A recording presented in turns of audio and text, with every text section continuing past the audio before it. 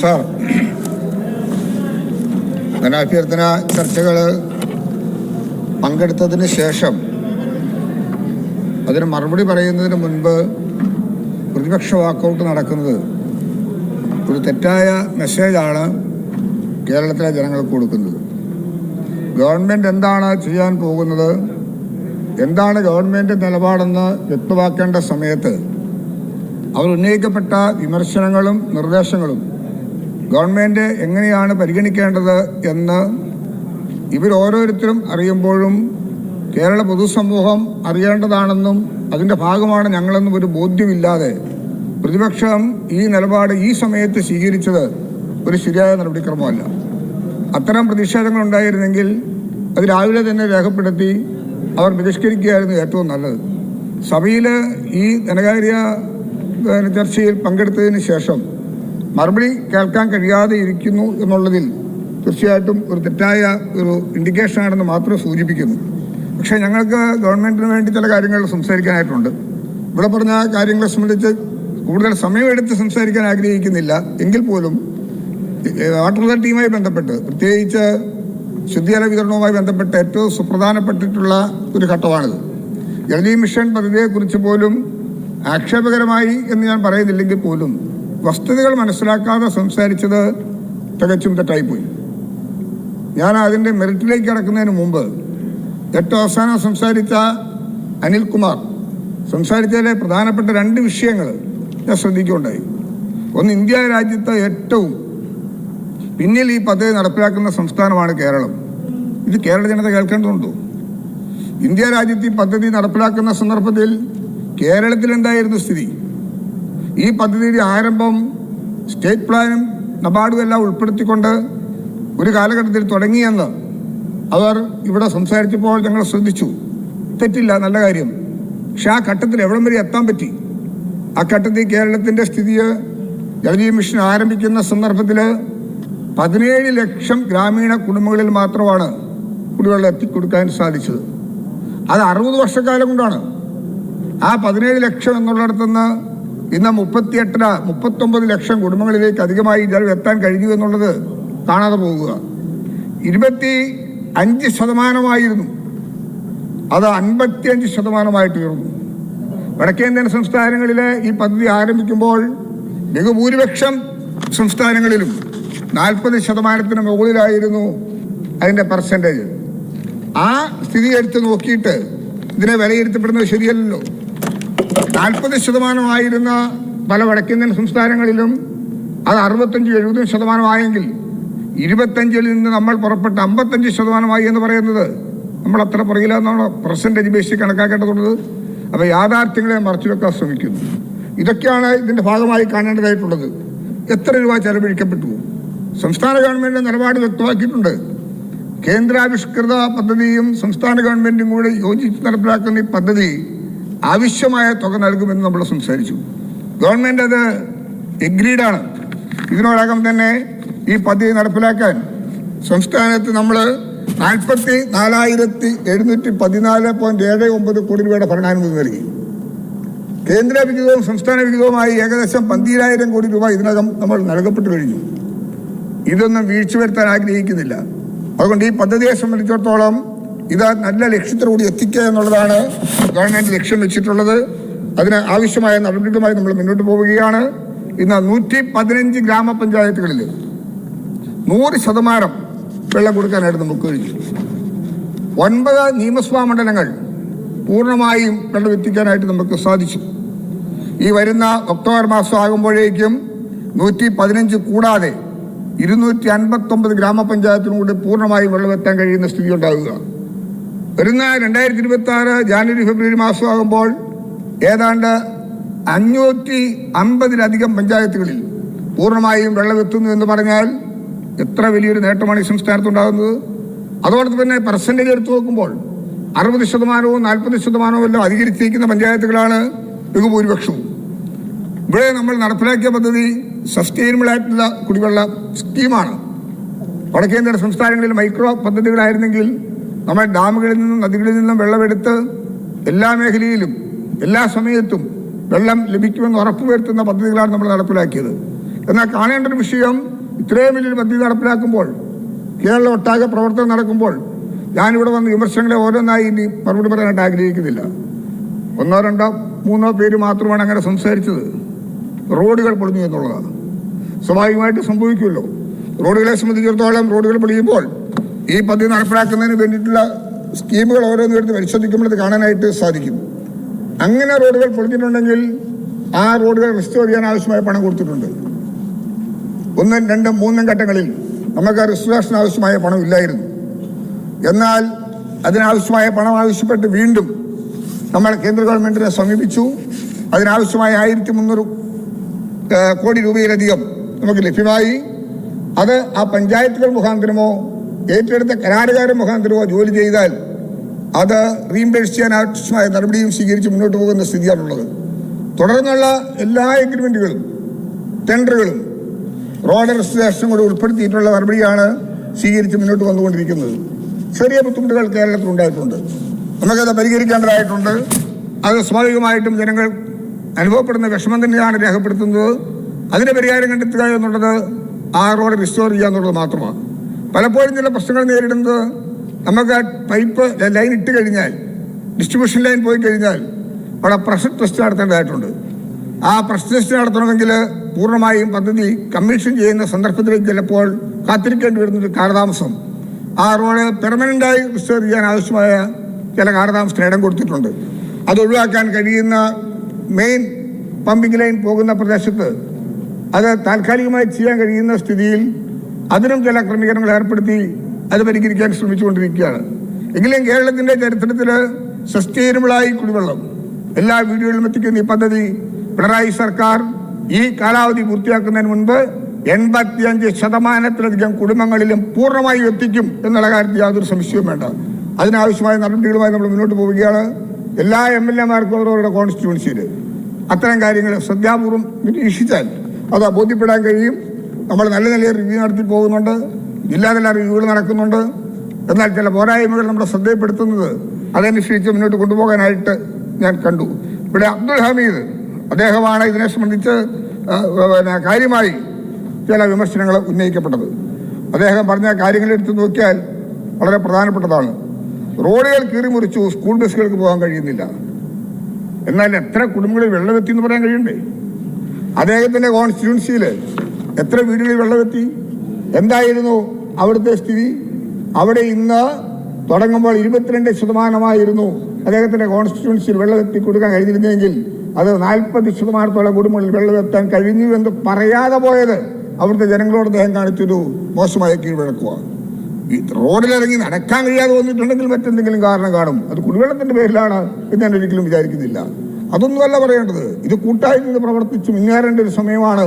അവിടെ ഇത്തരം കാര്യങ്ങളോട് ചേർന്ന് നിൽക്കേണ്ടവർ അത്തരം കാര്യങ്ങളെ കാണാതെ പോയി എന്നുള്ളതിലുള്ള കുണ്ടം ഞാൻ രേഖപ്പെടുത്തുകയായിരുന്നു. അതോടൊപ്പം റോഡുകളെ സംബന്ധിച്ച് സൂചിപ്പിച്ചു. 1,02 ലക്ഷം കിലോമീറ്റർ റോഡുകളാണ് ഇതിൻ്റെ ഭാഗമായി പൈപ്പ് ലൈൻ ഇതായി കീറേണ്ടി വന്നത്. ഗ്രാമപഞ്ചായത്ത് അല്ല ഇടേണ്ടി വരുന്നത് 51,000 കിലോമീറ്റർ പൈപ്പുകൾ സ്ഥാപിച്ചു. അതിൽ 41,000 കിലോമീറ്റർ പൂർണ്ണമായി റിസ്റ്റോർ ചെയ്തു. 9,000 കിലോമീറ്ററാണ് ഇനി റിസ്റ്റോർ ചെയ്യാനായി ബാക്കിയുള്ളത്. ഇത്രയും 2 ലക്ഷം 1.2 lakhs കിലോമീറ്റർ റോഡുകൾ കീറേണ്ടി വരുന്നതിനും ബൃഹത്തായ ഒരു പദ്ധതിയിൽ ചെറിയ പ്രശ്നങ്ങൾ ഉണ്ടായിട്ടുണ്ടെങ്കിൽ നമുക്കത് പരിഹരിച്ച് പോകലാണ് ആവശ്യമായിട്ടുള്ളതെന്ന് മാത്രം ഞാൻ സൂചിപ്പിക്കട്ടെ. ഇതോടൊപ്പം നിരവധിയായ മറ്റ് പ്ലാനുകൾ, പദ്ധതികൾ ഞാനത് വിശദീകരിക്കുന്നില്ല. നമുക്ക് നബാർഡിൻ്റെ ആയാലും അതോടൊപ്പം സ്റ്റേറ്റ് പ്ലാൻ ആണെങ്കിലും RKE ആണെങ്കിലും കിഫ്ബി മുഖാന്തരമാണെങ്കിലും അമൃത് സ്കീമാണെങ്കിലും നമുക്ക് സീവറേജ് സിസ്റ്റം അതെല്ലാം വളരെ നല്ല നിലയിൽ കൊണ്ടുപോകുന്നതിന് വേണ്ടിയുള്ള പദ്ധതികൾ ആവിഷ്കരിച്ചിട്ടുണ്ട്. സീവറേജ് ഏറ്റവും പ്രധാനപ്പെട്ട ഘടകമാണ്. അതിന് പ്രാധാന്യമർഹിക്കുന്ന നിലയിൽ അത് മുന്നോട്ട് കൊണ്ടുപോകുന്നതിനുള്ള സ്ഥിതിയാണ് നമ്മൾ രൂപപ്പെടുത്തിയിട്ടുള്ളത്. വാട്ടർ അതോറിറ്റിയെ സംബന്ധിച്ചിടത്തോളം പ്രധാനപ്പെട്ട ഒരു വിഷയം നമ്മുടെ സംസ്ഥാനത്ത് കാണേണ്ടത് സ്വയം വരുമാനം കണ്ടെത്തേണ്ട ഒരു വകുപ്പായി വാട്ടർ അതോറിറ്റി മാറിയിട്ടുണ്ട്. ഈ കുടിവെള്ളത്തിൽ നിന്ന് കിട്ടുന്ന വരുമാനമാണ് വാട്ടർ അതോറിറ്റിയുടെ നിത്യ ചെലവുകൾക്ക് വേണ്ടി പോലും ഉപയോഗിക്കപ്പെടുന്നത്. എങ്ങനെ പോകാൻ പറ്റും? ചാർജ് വർധനവ് ബുദ്ധിമുട്ടാവും. അവിടെ നോൺ വാട്ടർ റവന്യൂ പുതിയ സ്കീമിലേക്ക് പോവുക, വരുമാനം കണ്ടെത്താൻ ശ്രമിക്കുക. ആ നിലയിൽ കേരള വാട്ടർ അതോറിറ്റി റവന്യൂ കമ്മിയിലാണ് പ്രവർത്തിക്കുന്നതെന്ന് എല്ലാവർക്കും അറിയാം. അതനുസരിച്ച് മുന്നോട്ട് പോകുമ്പോൾ വർഷം തോറും വർദ്ധിച്ചു വരുന്ന ശമ്പളം, പെൻഷൻ, വൈദ്യുതി ചെലവ്, അറ്റകുറ്റപ്പണി അവയെല്ലാം വലിയ ബുദ്ധിമുട്ട് രൂപപ്പെടുത്തുന്നുണ്ട്. ജീവനക്കാരുടെ പെൻഷൻ കുടിശ്ശികയും പ്രൊവിഡന്റ് ഫണ്ടും ഉൾപ്പെടെയുള്ള കാര്യങ്ങൾ നൽകാൻ കാലതാമസം ഉണ്ടാകുന്നു. അതുകൊണ്ട് റവന്യൂ വരുമാനത്തിൽ കുറവുള്ളതിന് പരിഹാരമായാണ് ജലേതര വരുമാന മാർഗം നോൺ വാട്ടർ റവന്യൂ പദ്ധതി അതോറിറ്റി വിഭാവനം ചെയ്തിരിക്കുന്നത്. ഇത് കേരളത്തിൽ നടപ്പിലാക്കുമ്പോൾ ഇതിലൂടെ ലഭിക്കുന്ന വരുമാനം മറ്റൊന്നിനും വേണ്ടി മാറ്റിവെക്കുന്നില്ല. ജീവനക്കാരുടെ പെൻഷനും പെൻഷനാനന്തര ആനുകൂല്യങ്ങളും അവർക്ക് ലഭിക്കേണ്ടതായിട്ടുള്ള പല റൈറ്റുകളും മറ്റിതര ജീവനക്കാരെ പോലെ തന്നെ വാട്ടർ അതോറിറ്റിക്കും കൊടുക്കണമെന്നുള്ളത് കൊണ്ട് തന്നെ വരുംകാല ഭാവിയിൽ വാട്ടർ അതോറിറ്റിയിലെ ജീവനക്കാരുടെ സംരക്ഷണത്തിന് ഉറപ്പുവരുത്താൻ കഴിയുന്ന പദ്ധതിയായി നോൺ വാട്ടർ റവന്യൂ മാറുമ്പോൾ സാമൂഹ്യമായി മാറ്റം ഉണ്ടാകും. നല്ല ഗസ്റ്റ് ഹൗസുകൾ, അടിസ്ഥാന സൗകര്യങ്ങൾ, സാമൂഹിക രംഗത്ത് മാറ്റങ്ങൾ, അത് ജനങ്ങൾക്ക് പ്രയോജനകരമാക്കി മാറ്റി നമ്മൾ നിലപാട് സ്വീകരിക്കുമ്പോൾ അതിന് വരുമാനം ഈ ഡിപ്പാർട്ട്മെന്റിലെ ജീവനക്കാരുടെ പിൻകാലങ്ങളിലുണ്ടായ അനുഭവം എല്ലാം മാറ്റി അവരെ സംരക്ഷിക്കുന്ന ഉറപ്പുവരുത്തുന്ന പദ്ധതിയായിട്ടാണ് നോൺ വാട്ടർ റവന്യൂ കൊണ്ടുവരാനായിട്ട് ആഗ്രഹിക്കുന്നത്. അതിന്റെ ഭാഗമായിട്ടുള്ള നടപടികൾ ആരംഭിച്ചു കഴിഞ്ഞു.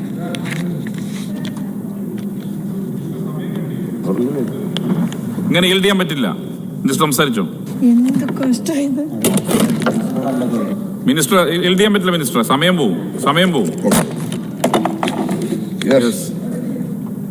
തലസ്ഥാന നഗരിയിലെ വാട്ടർ മ്യൂസിയം നമ്മൾ നടപ്പിലാക്കുന്നതിന് വേണ്ടി തീരുമാനിച്ച പദ്ധതികളുമായി മുന്നോട്ട് പോവുകയാണ്. അതോടൊപ്പം തന്നെ വാട്ടർ അതോറിറ്റിക്ക് നിലവിലുള്ള സൗകര്യങ്ങൾ എല്ലാം പ്രയോജനപ്പെടുത്തിക്കൊണ്ടിട്ടുള്ള പരിശീലന പരിപാടികൾ നടത്താൻ വാട്ടർ അതോറിറ്റിയുടെ പരിശീലന കേന്ദ്രമായ സെന്റർ ടു വാട്ടർ എഡ്യൂക്കേഷൻ അവിടെ 40 പേർക്ക് വീതം പരിശീലനം നൽകാൻ കഴിയുന്ന ക്ലാസ് റൂമുകളും അനുബന്ധ സൗകര്യങ്ങളുമുണ്ട്. ഇതിന്റെ ഭാഗമായി അവിടെ വിവിധങ്ങളായ കോഴ്സുകളും നടപടികളും ആരംഭിക്കാൻ നമ്മൾ ലക്ഷ്യം വെക്കുന്നുണ്ട്. അതുകൊണ്ട് നോൺ വാട്ടർ റവന്യൂ എന്നുള്ള വലിയൊരു സങ്കല്പം നമുക്ക് ആ നിലയിൽ രൂപപ്പെടുത്തിക്കൊണ്ടാൻ കഴിയും. അത് വാട്ടർ അതോറിറ്റിയുടെ വരുംകാല ഭാവിയിൽ വലിയ മെസ്സേജ് നൽകുന്ന ഒരു കാര്യമായിരിക്കും. അതോടൊപ്പം ഇറിഗേഷൻ ഡിപ്പാർട്ട്മെന്റിനെ സംബന്ധിച്ചിടത്തോളം തീരദേശ സംരക്ഷണം ഉൾപ്പെടെ നമ്മുടെ റെഗുലേറ്ററുകൾ, ഡാമുകൾ, ഡീസലിറ്റേഷൻ ഇത്തരം കാര്യങ്ങളെല്ലാം നടപ്പിലാക്കിക്കൊണ്ടാൻ മൈനർ ഇറിഗേഷനും മേജർ ഇറിഗേഷനും അതോടൊപ്പം നിരവധിയായ പദ്ധതികൾ ആവിഷ്കരിച്ച് നടപ്പിലാക്കിക്കൊണ്ടുവരുന്നുണ്ട്. ഏതാണ്ട് 576 കിലോമീറ്ററാണ് നമുക്ക് തീരദേശമുള്ളത്.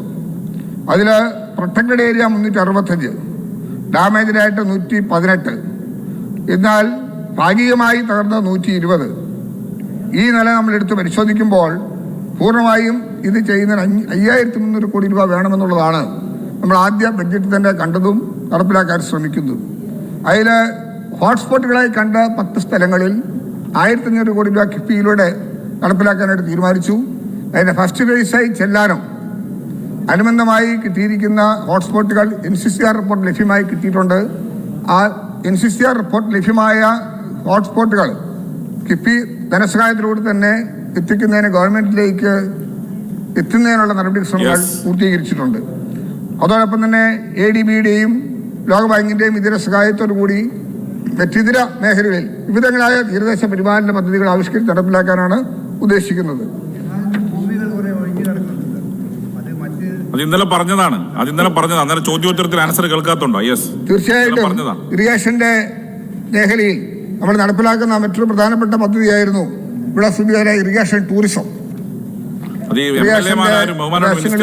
ചോദ്യങ്ങളുടെ ഉത്തരം MLA-മാരും കേൾക്കുന്നില്ല. അതാ അതിന്റെ പ്രശ്നം. ഇന്നലെ നിങ്ങൾ ആൻസർ ചെയ്യണത്. ഇറിഗേഷൻ ടൂറിസത്തിന്റെ ഭാഗമായി നടപ്പിലാക്കാൻ ഉദ്ദേശിക്കുന്ന പദ്ധതികൾ നേരത്തെ തന്നെ നമ്മുടെ അസംബ്ലിയിൽ ചർച്ച ചെയ്യപ്പെട്ടിട്ടുണ്ട്. അതിന് പൈലറ്റ് പ്രോജക്റ്റായിട്ട് ഭൂത്താങ്കെട്ടിലും അതുപോലെ തന്നെ കാഞ്ഞിരപ്പുഴയിലും ആ പദ്ധതി വളരെ പെട്ടെന്ന് നമുക്ക് നടപ്പിലാക്കാനായിട്ട് സാധിക്കും. അതുപോലെ തന്നെയാണ് ഇവിടെ കായിക രംഗത്തെ പ്രോത്സാഹിപ്പിക്കാൻ ഞാൻ അസംബ്ലിയിൽ സംസാരിക്കുകയുണ്ടായി. നമുക്ക് ഇറിഗേഷൻ്റെ സ്ഥലം ഇറിഗേഷൻ ഡിപ്പാർട്ട്മെൻറ്റിന് ഇപ്പോൾ നിലവിൽ ആവശ്യമില്ല എന്ന് കണ്ടാൽ അത് മുനിസിപ്പാലിറ്റിയോ കോർപ്പറേഷനോ പഞ്ചായത്തോ ഒക്കെ ആവശ്യപ്പെട്ടാൽ അവർക്ക് അത്തരം കാര്യങ്ങൾ കായിക രംഗത്ത് പ്രോത്സാഹനം നൽകാൻ ഉതകുന്ന വിധത്തിൽ യുവാക്കളെ കുറെ കൂടി സജ്ജമാക്കാനും കായിക രംഗത്ത് മാറ്റം ഉണ്ടാക്കാനും കഴിയുന്ന വിധത്തിൽ പ്രയോജനപ്പെടുത്താൻ ആവശ്യമായിട്ടുള്ള നടപടികൾ നമ്മൾ സ്വീകരിച്ചു വരുന്നുണ്ട്.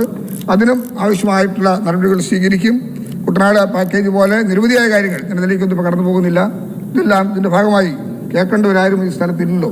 നമ്മളിത് ചർച്ച ചെയ്ത് മുന്നോട്ട് പോയിട്ടും വലിയ പ്രയോജനമില്ല. പ്രധാനപ്പെട്ട ഒരു കാര്യം കാഞ്ഞിരപ്പുഴ ഞാൻ പറഞ്ഞു. അങ്ങനെ പദാനുപത മറുപടി കിട്ടൂല. കാഞ്ഞിരപ്പുഴ ഞാൻ പറഞ്ഞു. ഈ പദാനുപത മറുപടി ഒന്നും പറയാൻ പറ്റില്ല. യെസ്, ഇല്ലില്ല, ആ നടക്കില്ല. യെസ്, മിനിസ്റ്റർ പറ.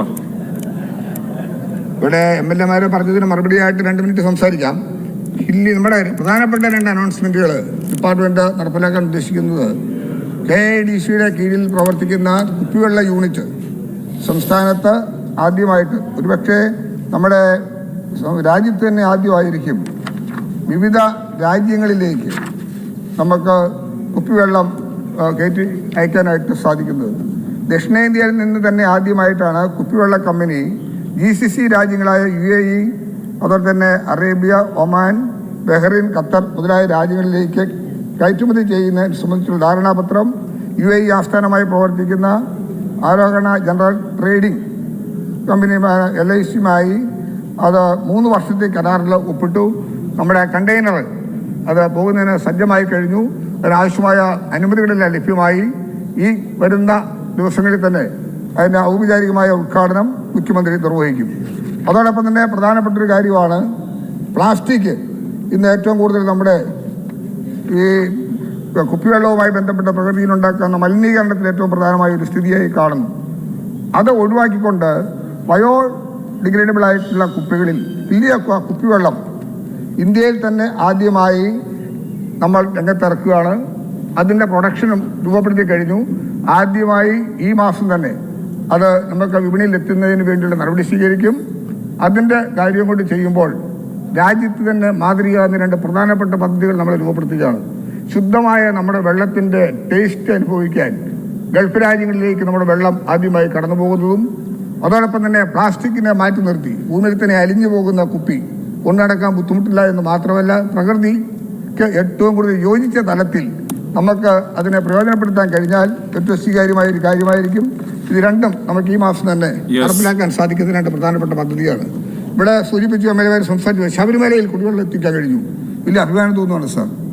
കാലാകാലങ്ങളായി നിലയ്ക്കൽ ചെല്ലുമ്പോൾ 4-4.5 കോടി രൂപ വർഷം തോറും ലോറിയിൽ വെള്ളം അടിക്കുന്നൊരു സ്ഥിതിയാണ്. ലക്ഷക്കണക്കിന് വരുന്ന അയ്യപ്പ ഭക്തർക്ക് അവിടെ ലഭ്യമാക്കി കൊടുക്കാൻ കഴിഞ്ഞിരുന്നതെങ്കിൽ ആ ഗതാഗതം ഒഴിവാക്കാൻ കഴിയത്തക്ക വിധത്തിൽ നിലയ്ക്കൽ ശീതത്തോട് പദ്ധതി കമ്മീഷൻ ചെയ്യാൻ സാധിക്കുന്നു എന്നുള്ളതിൽ വളരെയേറെ അഭിമാനമുണ്ട്. അങ്ങനെ ചരിത്രത്തിലാദ്യമായി ശബരിമലയിൽ കുടിവെള്ളം എത്തിക്കാൻ കഴിഞ്ഞൊരു ഗവൺമെൻറ് ആണെന്ന് ഭാവിയിൽ പിണറായി സർക്കാരിനെ കുറിച്ച് പറയാൻ കഴിയുന്ന സ്ഥിതിവിശേഷം ബാക്കി നിൽക്കുന്നു. ഞാൻ മറ്റു വിശദാംശങ്ങളിലേക്കൊന്നും കടന്നു പോകുന്നില്ല. നിരവധിയായിട്ടുള്ള കാര്യങ്ങൾ പറയണം എന്നുണ്ടായിരുന്നെങ്കിലും ഈ ഘട്ടത്തിൽ ഇതിൻ്റെ ആവശ്യകത ഉണ്ട് എന്നെനിക്ക് തോന്നുന്നില്ല. മാത്രമല്ല MLA ഇവിടെ സംസാരിച്ച MLA ഓരോരുത്തരും പറഞ്ഞ കാര്യങ്ങൾക്ക് മറുപടി പറയേണ്ടതാണ് എന്നെനിക്കറിയാം. അവരൊക്കെ സൂചിപ്പിച്ച് പ്രധാനപ്പെട്ട ചില കാര്യങ്ങൾ മാത്രം കടന്നു പോകുന്നു. കാസർഗോഡ് കുഞ്ഞമ്പ് സംസാരിച്ചപ്പോൾ ഏറ്റവും പ്രധാനപ്പെട്ട ഒരു വിഷയം കാസർഗോഡ് ജില്ലയിലെ സൂചിപ്പിച്ചത് അവിടുത്തെ ഒരു പദ്ധതിയെ സംബന്ധിച്ചാണ്. ചന്ദ്രഗിരി പുഴയ്ക്ക് കുറുകെയുള്ള 3ാം കടവ് പദ്ധതി. അതിനുവേണ്ടി നമ്മൾ ശ്രമിച്ചു. അവിടെ വന്നത് അവിടെ പ്രദേശവാസികളുടെ എതിർപ്പാണ് നടപ്പിലാക്കാൻ സാധിക്കാതെ വന്നത്. പക്ഷേ കാസർഗോഡ് നടപ്പിലാക്കേണ്ടതാണ്. അവിടെ ഒരു സോഴ്സിൻ്റെ പ്രശ്നമുണ്ട്. വീണ്ടും നമുക്കത് പുനഃപരിശീലിച്ച് പോകാൻ കഴിയുമോ എന്നുള്ളതിനെക്കുറിച്ച് തീർച്ചയായിട്ടും ആലോചിക്കാം. പ്രമോദ് നാരായൺ MLA സംസാരിച്ചതിൽ 1-2 നല്ല നിർദ്ദേശങ്ങൾ ഒക്കെ ഉണ്ടായി. ഒന്ന്, ജലത്തിൻ്റെ സാധ്യതകളെ സംബന്ധിച്ചിടത്തുള്ള ബഡ്ജറ്റ് അത് നമുക്ക് കണ്ടെത്താൻ സാധിക്കത്തക്ക വിധത്തിലുള്ള രൂപകൽപ്പന ചെയ്യുന്നൊരു സ്ഥിതിവിശേഷം ഉണ്ടാകണം എന്നുള്ളതും, അതോടൊപ്പം തന്നെ ഭൂഗർഭജലത്തെ സംബന്ധിച്ചിടത്തോളം സെമി ക്രിട്ടിക്കൽ എന്നൊക്കെ പറയുന്ന പ്രദേശങ്ങളിൽ ഭൂജല വിധാനം എത്രത്തോളം സംരക്ഷിക്കാൻ കഴിയും എന്നുള്ള നിലയിൽ പരിശോധിച്ച് കൊണ്ടുപോകുന്നതിന് വേണ്ടി നമുക്ക് ചില പദ്ധതി കൊണ്ടുവരണം. അതിന് ഗവൺമെൻറ് ഒരു സ്കീം ആലോചിക്കുന്നുണ്ട്. ഭൂഗർഭ ജലപരിപോഷണം ഈ വകുപ്പിൻ്റെ പ്രധാന ലക്ഷ്യമാണ്. സെമി ക്രിട്ടിക്കൽ അല്ലെങ്കിൽ ക്രിട്ടിക്കൽ ആദ്യം പ്രഖ്യാപിച്ചിട്ടുള്ള ഏതെങ്കിലും ബ്ലോക്കുകളിൽ ഈ പദ്ധതി പുതിയ രൂപത്തിൽ അവതരിപ്പിക്കാൻ ശ്രമിക്കുന്നു. ജനപങ്കാളിത്തമാണ് ഏതൊരു പദ്ധതിയുടെയും മികവുറ്റതാക്കുന്നത്. സർക്കാരിൽ നിന്ന് സബ്സിഡി നൽകി ഭൂഗർഭ ജലപരിപോഷണം പൈലറ്റായി നടപ്പിലാക്കാനായിട്ട് ഉദ്ദേശിക്കുകയാണ്. അത് നമുക്ക് എല്ലാ മേഖലയിലും വലിയ തോതിലുള്ള ഗുണം ലഭിക്കും. റീചാർജ് ചെയ്യുന്നതിനുള്ള സൗകര്യങ്ങൾ എല്ലാ മേഖലയിലും, അതിൽ സെമി ക്രിട്ടിക്കലായിട്ടുള്ള മേഖലയിൽ പൈലറ്റ് പ്രോജക്റ്റായി കൊണ്ടുവരാനായിട്ട് ആഗ്രഹിക്കുന്നു. അവിടെ തന്നെ ഒരു ഓഡിറ്റ്, ഒരു ടെക്നിക്കൽ ഓഡിറ്റിനെ കുറിച്ച് പറയുകയുണ്ടായി. പ്രായോഗികമാണ് എന്നുണ്ടെങ്കിൽ നമുക്ക് പരിശോധിക്കാം. ഓരോ പ്രദേശ വിഷയങ്ങൾ പ്രധാനമായും കണ്ട് അത് പരിശോധിക്കാൻ കഴിയുമോ എന്നുള്ളതിനെക്കുറിച്ച് തീർച്ചയായിട്ടും ചിന്തിക്കും. പൈപ്പുകൾ ലഭിക്കാനുള്ള ബുദ്ധിമുട്ടുകളെക്കുറിച്ച് സൂചിപ്പിച്ചു. അത് ഡിപ്പാർട്ട്മെൻറ്റ് ഏത് തരത്തിൽ ഇടപെടാൻ പറ്റും എന്നുള്ളതിനെക്കുറിച്ചും ഞങ്ങൾ ശ്രദ്ധിക്കുന്നതാണ്. മോൺസ്റ്റേഴ്സ് എന്ന് പറഞ്ഞൊരു കാര്യം റെക്കോർഡ് ചെയ്യേണ്ട ആളുടെ എന്തുകൊണ്ടാണ്? അവിടുത്തെ ചില റോഡുകളുമായി ബന്ധപ്പെട്ട ചില പ്രശ്നം സൂചിപ്പിച്ചു. ഞാനിത് ശ്രദ്ധിച്ചു. എവിടെയാണോ പ്രശ്നം ഞാൻ ആദ്യം മനസ്സിലാക്കാനായിട്ട് കഴിഞ്ഞില്ല. പക്ഷേ കടുത്തുരുത്തി പറവാൻ റോഡ്, ആ റോഡ് അതിൻ്റെ പൈപ്പ് ലൈനിൻ്റെ പണി പൂർത്തീകരിച്ച് 19/9/24 PWD കൈമാറിയതാണ്. റെസ്റ്റോറേഷൻ നടപടിക്കായി 3.14 കോടി രൂപ 22/1/23 വാട്ടർ അതോറിറ്റി PWDക്ക് കെട്ടിവെക്കുകയും ചെയ്തു. എന്നാൽ റോഡിലെ കലുങ്ക് പൊളിച്ച് പണിയണമെന്ന ആവശ്യം ഉന്നയിച്ച് അത് വാട്ടർ അതോറിറ്റിക്ക് എത്തിക്കാൻ കഴിയില്ല. അതുകൊണ്ട് ഫയൽ 3.35 കോടി രൂപ അനുമതിക്കായി ധനകാര്യ വകുപ്പിലേക്ക് അയച്ചു. ധനമന്ത്രി 12/3/25 അംഗീകാരം നൽകി.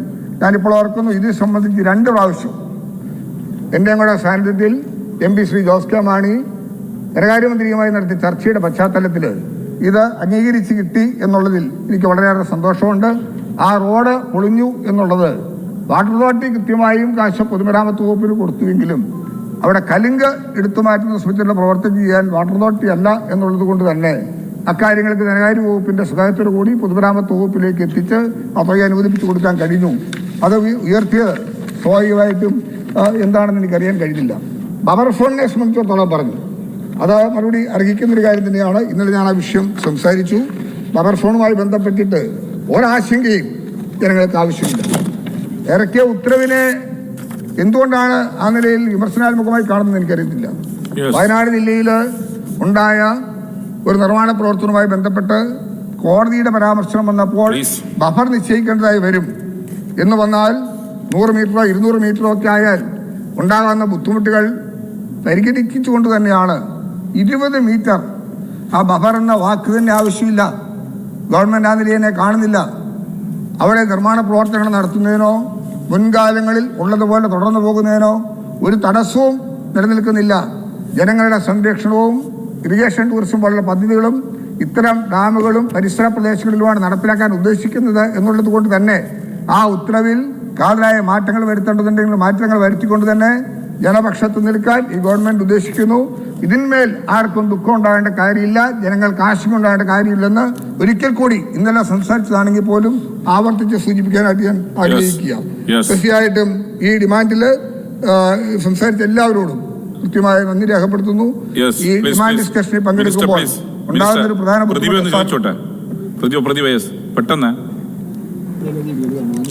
സ്പീക്കർ സാർ, നമുക്ക് ജലജീവൻ മിഷന്റെ പ്രവർത്തനങ്ങൾ ആദ്യഘട്ടത്തിൽ ഭംഗിയായി നടന്ന ഒരു മണ്ഡലമായിരുന്നു കായംകുളം. എന്നാൽ 2ാം ഘട്ടത്തിൽ നമുക്ക് 100-ൽ 100 ആക്കണമെന്ന ആഗ്രഹത്തിൽ പ്രവർത്തിച്ചെങ്കിലും ടെക്നിക്കലി ഒരുപാട് പ്രശ്നങ്ങൾ അവിടെ വരുന്നുണ്ട് മിനിസ്റ്റർ. അതായത് പലപ്പോഴും ഈ ടെൻഡർ ചെയ്യുമ്പോൾ പൈപ്പ് ലൈനും വാട്ടർ ടാങ്ക് ചെയ്യുന്നത് ഒന്നിച്ച് ടെൻഡർ ചെയ്യുന്നത് ബുദ്ധിമുട്ടുണ്ടാക്കുന്നുണ്ട്. അപ്പോൾ അത് സ്പ്ലിറ്റപ്പ് ചെയ്ത് ടെൻഡർ ചെയ്യാനായിട്ടുള്ള നടപടികളിലേക്ക് നീങ്ങാൻ പറ്റുമോ?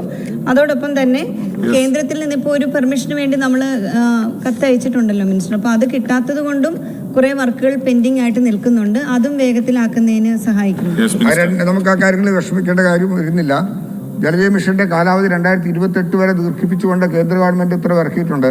അതുകൊണ്ട് തന്നെ അവർ ഈ ഘട്ടം നമുക്ക് ആദ്യ ഘട്ടത്തിലുണ്ടായിരുന്ന പീരീഡിന് മുൻപ് എഗ്രിമെന്റ് വെക്കാത്ത വർക്കുകളെ സംബന്ധിച്ചിടത്തോളം ഇനി ഞങ്ങളുടെ ഒരു അനുമതി വന്നതിന് ശേഷം മതി എന്നുള്ളൊരു സ്ഥിതി വന്നുകൊണ്ടാണ് എഗ്രിമെന്റ് വെക്കാൻ സാധിക്കാതെ വരുന്നത്.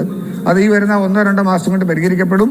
അതുകൊണ്ട് അത് നമുക്ക് പരിഹരിച്ച് പോകാൻ കഴിയും. പിന്നെ ടെൻഡർ എടുക്കാൻ സ്വാഭാവികമായും ചില ബുദ്ധിമുട്ടുകൾ നേരിടുന്നുണ്ട്. അങ്ങനെ വരുന്ന സന്ദർഭങ്ങളിൽ ആ ടെൻഡർ ഇവിടെ MLA സൂചിപ്പിച്ചതുപോലെ അത് ഏതെങ്കിലും മാറ്റങ്ങൾക്ക് വിധേയമാക്കി ടെൻഡർ എടുക്കാൻ കഴിയുന്നതാണോ എന്നും കൂടി പരിശോധിച്ച് മുന്നോട്ട് കൊണ്ടുപോകാനായിട്ട് സാധിക്കും. ഞാൻ ഇത്തരം കാര്യങ്ങളിൽ ഇറിഗേഷൻ വകുപ്പിന്റെയും ശുദ്ധജല വിതരണത്തിന്റെയും ഡിമാൻഡ് ചർച്ചകളിൽ പങ്കെടുത്ത് പ്രത്യേകിച്ച് നമ്മുടെ സമൂഹത്തിന്റെ മാറ്റങ്ങൾക്ക് അനുസൃതമായി ശുദ്ധജല വിതരണം നല്ല നിലയിൽ നടത്തുന്നതിന് വേണ്ടിയിട്ടുള്ള ചർച്ചകളിൽ പങ്കെടുത്ത എല്ലാവരെയും പ്രത്യേകമായി അഭിനന്ദിക്കുന്നു. ഈ ഡിമാൻഡ് പാസ്സാക്കി തരണം എന്ന് കൂടി. Thank you.